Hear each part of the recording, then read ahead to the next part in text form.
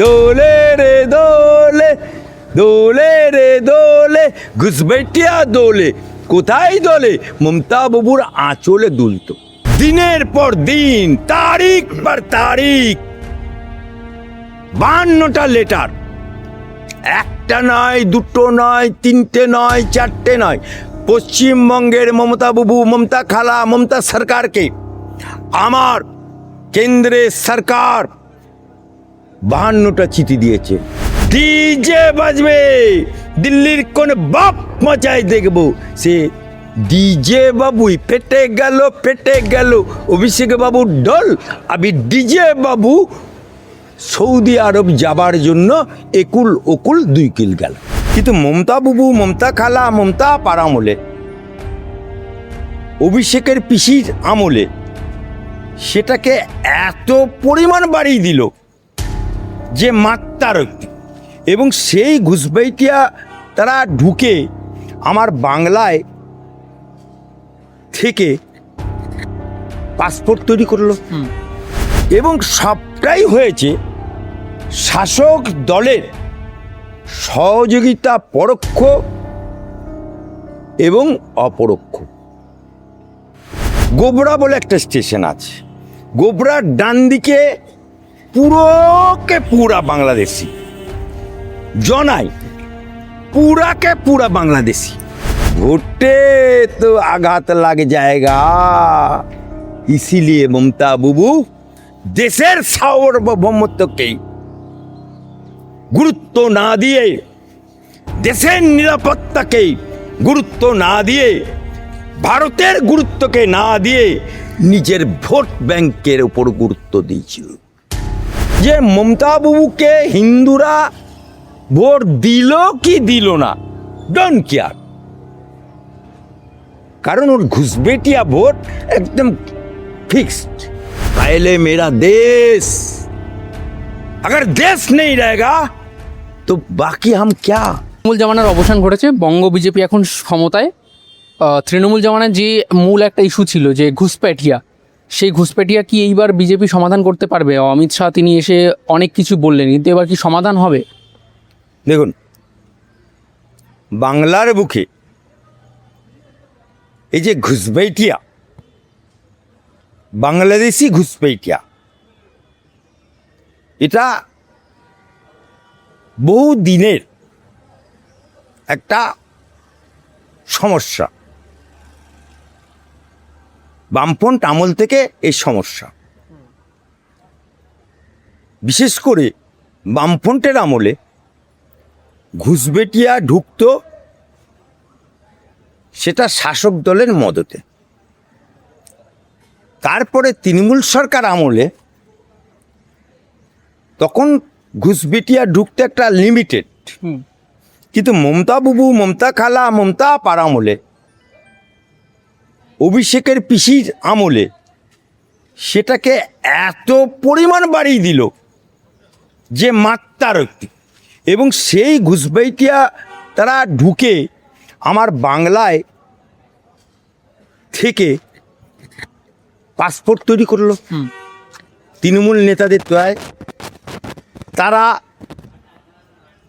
Voter card করে ফেললো, তারা আধার কার্ড করে ফেললো, এমনকি পাসপোর্ট তৈরি করে বহু লোক, উইথ এভিডেন্স বলছি, বহু লোক এখন মমতা ব্যানার্জির আমলে বাংলাদেশি থেকে ঢুকে, ঘুসপেটি ঢুকে আমার বাংলায় তৃণমূল সরকারের পঞ্চায়েতের মেম্বার, পঞ্চায়েত প্রধান, এমনকি পুলিশের আইবি যারা তদন্ত করতে পাসপোর্টের, তাদেরকে লক্ষ লক্ষ টাকার বিনিময়ে তারা পাসপোর্ট তৈরি করে, কেউ দুবাইয়ে আছে,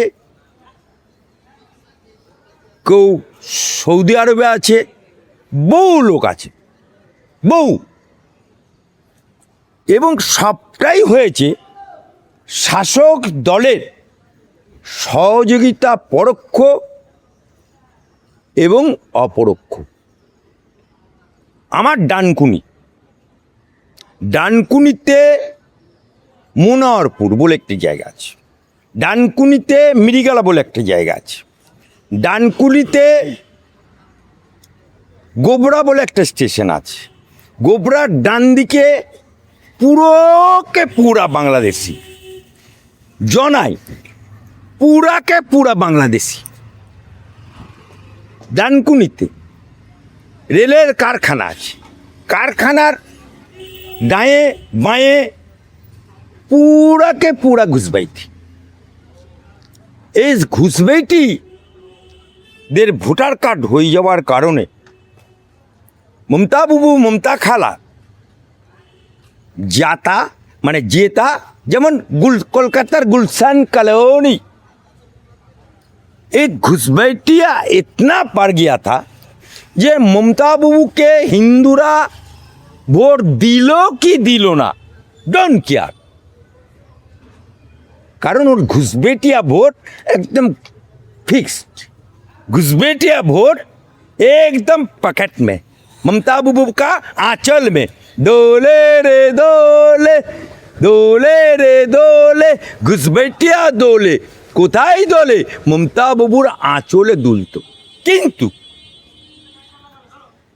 ২৬ সালে ইলেকশন করার আগে আমার নির্বাচন কমিশন যখন এসআর চালু করলো তখন পিল পিল পিল পিল পিল করে পালাতে শুরু করলে।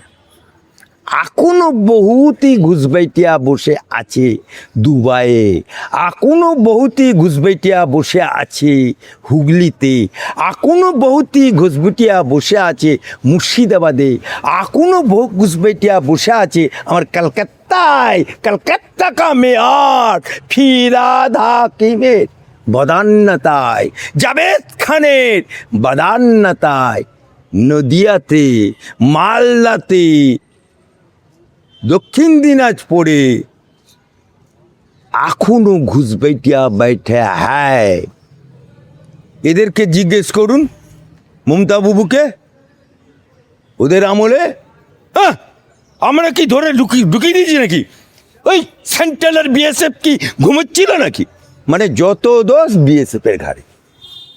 অথচ দিনের পর দিন তারিখ পর তারিখ 52টা লেটার, একটা নয়, দুটো নয়, তিনটে নয়, চারটে নয়, পশ্চিমবঙ্গের মমতা বাবু, মমতা খালা, মমতা সরকারকে আমার কেন্দ্রের সরকার 52টা চিঠি দিয়েছে। চিঠির বয়ান কি ছিল? যে বর্ডার এলাকা কয়েকশো মাইল,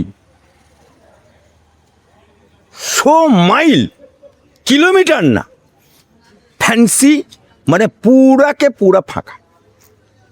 মুর্শিদাবাদে পুরাকে পুরা ফাঁকা, নদিয়াতে পুরাকে পুরা ফাঁকা, বনগাঁতে পুরাকে পুরা। তাহলে সরকার বলতো টাকা দেবো আমি, ফেন্সিং করব আমি, জায়গার দাম দেবো আমি, তুমি খালি জায়গাটা অ্যাকোয়ার করে দাও। কিন্তু ঘর কেন কাট? মমতা বাবু এক জাত, ভোটে তো আঘাত লাগ জায়গা। ইসিলিয়ে মমতা বাবু দেশের সার্বভৌমত্বকে গুরুত্ব না দিয়ে, দেশের নিরাপত্তাকে গুরুত্ব না দিয়ে, ভারতের গুরুত্বকে না দিয়ে নিজের ভোট ব্যাংকের উপর গুরুত্ব দিয়েছিল। তাই সে জায়গা দেয়নি। কিন্তু যখন মমতা বাবু, মমতা খালা, মমতা আপা সরকার এপাং ওপাং ধপাং হয়ে গেল, যখন ওদের ডিজে বাবু বলেছিল 4 তারিখ আনে ডিজে বাজবে, দিল্লির কোন বাপ মচায় দেখবো, সে ডিজে বাবুই পেটে গেল অভিষেক বাবুর দল। আবি ডিজে বাবু সৌদি আরব যাবার জন্য একুল ওকুল 2 কিল গেল। এবার কি সমাধান হবে? এবারে এখন আমাদের সবকা সাথ সবকা বিকাশের সরকার এসছে, ডাবল ইঞ্জিনের সরকার এসছে, ভাজপা সরকার আছে এসছে। দেশ কো নিরাপত্তা देने के लिए सर्वप्रथम ये हमारा नैतिक कर्तव्य। हमें मुस्लिम राष्ट्रीय मंच करी, हमें संघ घनिष्ठ मुस्लिम राष्ट्रीय मंच करी, हमें हाईकोर्टर आईनजीबी। पहले मेरा देश, अगर देश नहीं रहेगा तो बाकी हम क्या।